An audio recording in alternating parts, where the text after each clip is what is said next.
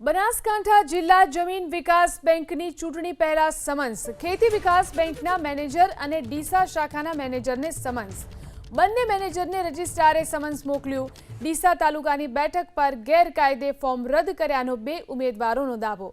કારણ વગર તેમના ફોર્મ નામંજૂર કર્યાનો બે ઉમેદવારોનો આરોપ। સહકારી સંસ્થાનું લેણું બાકી ન હોવા છતાં ફોર્મ રદ કર્યા હોવાનો દાવો। કોંગ્રેસ આગેવાન નરસિંહ દેસાઈ અને કરસન જોટાણાનું ફોર્મ રદ થતા વિવાદ શરૂ થયો। અગાઉ કોઈ નોટિસ ન આપી અને બાકીદાર ગણાવી અને ફોર્મ રદ કર્યાનો આરોપ। મહેસાણા સંયુક્ત રજિસ્ટ્રાર કચેરી તરફથી આ અંગે તપાસ ચાલી રહી છે। ખેડૂતોને ગેરમાર્ગે દોરી અને ફોર્મ ખોટા રદ કરતા હોય।